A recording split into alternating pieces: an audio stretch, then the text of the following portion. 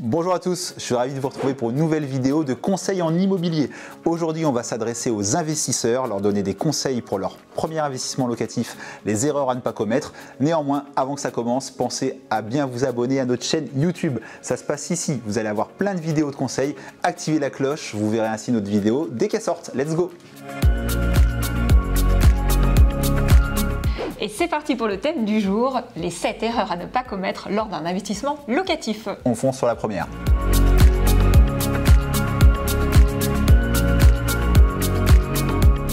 Conseil surprenant, vous allez vous dire, bande de petits malins, vous y êtes sur YouTube.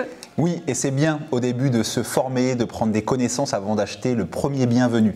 Mais le temps est l'ennemi de l'investisseur. On rencontre parfois des personnes qui ont attendu plusieurs années, qui se sont formées à fond, qui ont voulu devenir des experts de la négociation, etc., mais qui n'achetaient pas leur tout premier bien immobilier, le tout premier investissement locatif. Or, c'est le plus dur à faire. Donc, formez-vous un petit peu au début. Oui, regardez cette vidéo-là, il y a plein de conseils, mais le premier conseil qu'on peut vous donner, c'est de ne pas attendre. Le temps, c'est de l'argent financé par les loyers et donc votre locataire. Donc le premier conseil, ne tardez pas, formez-vous un petit peu sur YouTube, mais pas trop longtemps.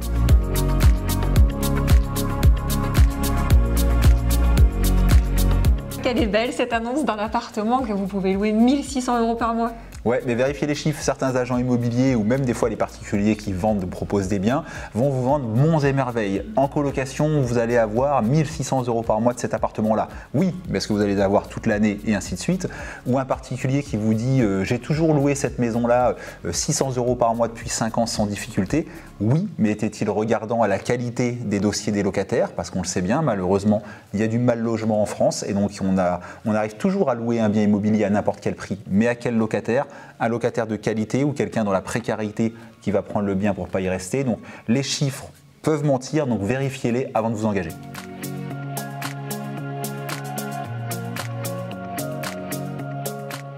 Acheter un bien en bon état, ça paraît idéal. Le bon plan, cependant, va vous soulever 2 erreurs. La première, le prix. Si le bien est en parfait état, il va être à vendre dans la fourchette haute du prix du marché. C'est évident, bon état, et en plus il va s'adresser à plein de personnes, des investisseurs comme vous, mais aussi des personnes en résidence principale, résidence secondaire. Donc bon état dit prix élevé. Donc vous ne ferez pas une bonne affaire sur un bien en bon état. Le deuxième problème, et c'est celui-là le plus gênant pour moi, c'est la fiscalité. Si vous achetez un bien qui est en bon état, vous n'allez du coup pas avoir de travaux à réaliser, alors que les travaux, c'est ce qu'il y a de plus magique dans l'immobilier locatif. Quel que soit le mode d'exploitation, que ce soit du nu, du meublé, de la SCI, ça sera différent, ça sera de la déduction, de l'amortissement, etc. Mais il n'y a rien de mieux que les travaux. Donc le bien en bon état pour de l'investissement locatif, on oublie. Prix fort, pas d'intérêt fiscal, donc on achète des biens dont personne ne veut, en mauvais état et qu'on refait à notre goût. On aura une bonne fiscalité, un prix au mètre carré moins cher et un bien en bon état parce qu'on l'aura rénové et donc serein sur les 20 ans que dure en général un emprunt immobilier.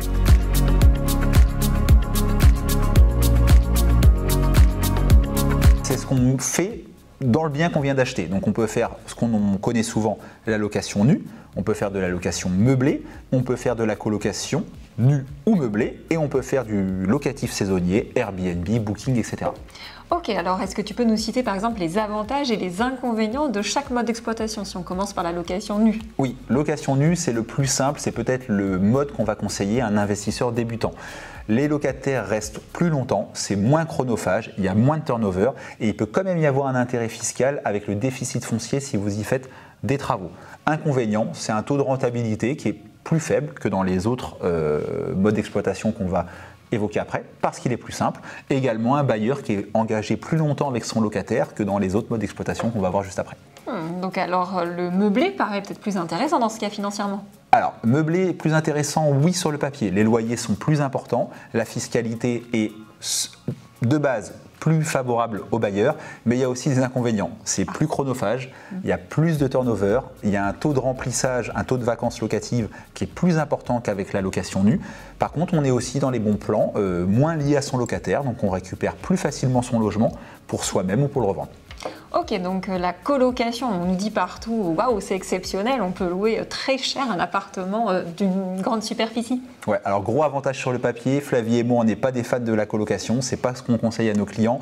Sur le papier, grosse rentabilité, génial. Dans les faits, grosse rentabilité quand tout est loué. Si on questionne beaucoup d'investisseurs au bout d'1 an, 2 ans, 3 ans qui ont fait de la colocation, on se rend compte que les taux de remplissage tombent à 80% dans les meilleurs des cas, des fois 60-70, et donc que la rentabilité est plus faible que s'il l'avait loué en logement classique. Donc attention à l'appât de la rentabilité. Faites gaffe également dans les inconvénients au respect du règlement de copropriété. Le fait de faire de la colocation, c'est pas permis partout. Reste la location saisonnière. Alors en une semaine, on peut gagner au final ce qu'on peut gagner en un mois pour de la location classique. Oui, alors là, l'avantage de la location saisonnière, tu l'as dit, rentabilité plus. Par contre, inconvénient, travail plus, c'est du temps, c'est chronophage. Si on délègue, ça a un fort coût. Petit bémol également sur l'aspect législatif et fiscal, c'est un mode d'exploitation qui est et qui va être de plus en plus encadré par l'État, par les mairies dans certaines zones et par les copropriétés. Donc mode d'exploitation à réserver aux plus audacieux et ceux qui ont du temps à y consacrer.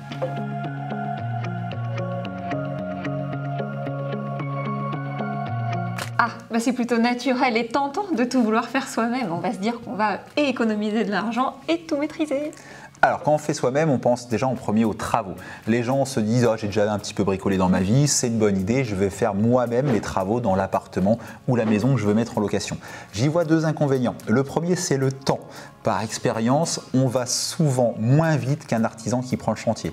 On va le soir après le travail, le week-end sur le chantier et on prend du coup plus de temps.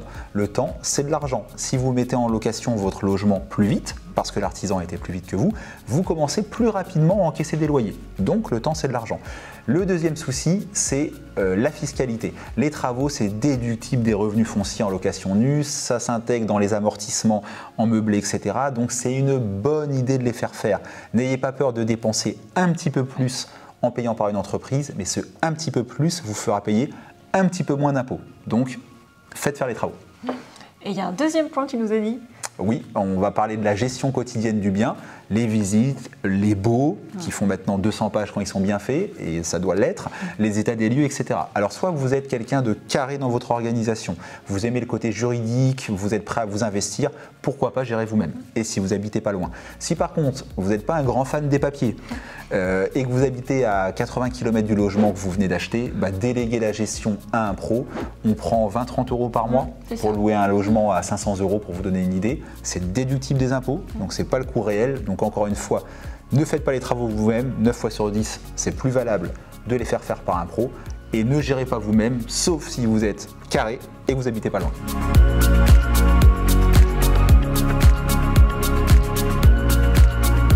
La SCI, un piège. Mais attends, on en a une tous les deux. Oui, on en a fait une il y a 2 ans sur mon conseil, mais quand on l'a créé, la SCI, il faut être bien conseillé, savoir pourquoi on le fait et en connaître les inconvénients. Il y a 2 types de SCI. Je vais rester court, si vous voulez aller plus loin, on a une minute du propriétaire qui traîne sur YouTube, un peu plus de 30 000 vues, qui est complète, plus d'une dizaine de minutes. SCI à l'impôt sur le revenu ou SCI à l'impôt sur les sociétés. La SCI à l'impôt sur le revenu, elle n'a aucun intérêt fiscal, elle est transparente, elle a juste des intérêts en termes de gestion, si les choses viennent à se passer mal entre les associés, et en termes de transmission, en cas de décès, etc. Donc celle-ci sert pas à grand chose ou presque. La SCI à l'IS, en général celle-ci qui est à la mode et qu'on a tendance à créer maintenant, elle a pour avantage de retarder l'imposition. Elle vous permet très facilement d'éviter l'impôt les premières années. Par contre, c'est une prison à cash flow. Si vous avez la chance d'avoir fait un bon achat qui dégage un peu plus de loyer que de charges, l'argent qui est dans la SCI à l'IS, il est en prison. Si vous voulez le sortir, vous ne pouvez pas ou alors vous allez supporter d'importants taux de prélèvement. Pareil pour l'impôt à la plus-value. Si vous détenez le bien vous-même en nom propre, le temps qui passe, un peu comme pour les jolies femmes, va dans le bon sens. Plus le temps va passer, moins vous allez payer d'impôts à la fin. Donc c'est positif d'être patient. En SCI à l'IS, c'est tout l'inverse. Le temps joue contre vous. La valeur du bien comptablement va se déprécier d'année en année, à l'inverse de toi, et du coup l'impôt à la sortie sera de plus en plus important. Pour résumer à l'extrême, la SCI à l'IS, elle permet d'éviter l'impôt au début, mais elle le majore à la fin, ou presque.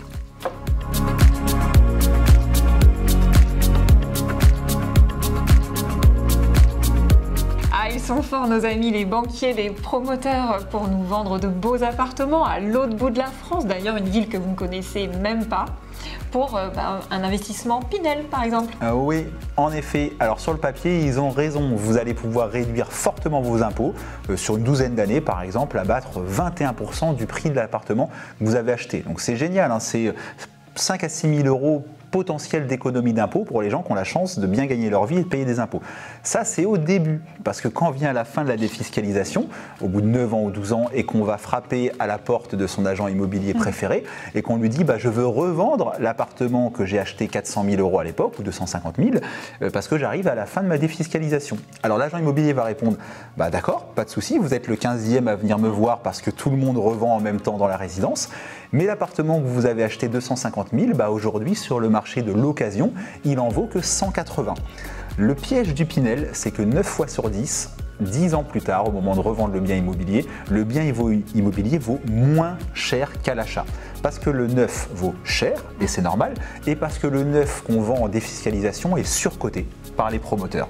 Donc c'est un vrai risque. Le seul cas où vous pouvez bien vous en sortir sur une défiscalisation Pinel, c'est si vous avez la chance d'avoir acheté dans une ville, dans un endroit qui prend énormément de valeur, parce que d'un seul coup, mieux desservi par les transports en commun, ainsi de suite. Sauf ces gens-là, en Pinel, 9 fois sur 10, on perd de l'argent. Il y a d'autres moyens de défiscaliser. On peut évoquer la loi Malraux, on l'avait traité dans une minute du propriétaire. Intéressant également, énorme économie d'impôts, mais au final, souvent un bien immobilier qui vaut également moins cher à la revente. Soyons pas défaitistes, il y a une loi de défiscalisation récente qu'on adore, c'est laquelle? La loi de Normandie. Également sur YouTube traité en minute du propriétaire, les avantages du Pinel sans les inconvénients. Vous avez les avantages du Pinel, vous réduisez vos impôts d'un pourcentage de l'acquisition. Et pourquoi vous n'avez pas les inconvénients? Parce que vous achetez un bien dans l'ancien, dans beaucoup de villes, c'est possible à Caen par exemple, une des belles villes du Calvados où il fait bon vivre, et vous allez du coup pas surcoter, payer le bien trop cher parce que vous achetez n'importe quel bien dans l'ancien, dans un quartier donné. Donc vous pouvez même le négocier, faire une bonne affaire et avoir la cerise sur le gâteau, l'avantage fiscal.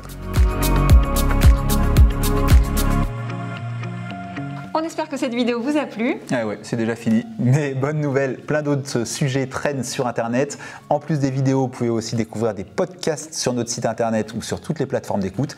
Et pour finir, n'hésitez pas à poser vos questions en commentaire. On y répond toujours, des questions liées à l'immobilier, bien évidemment.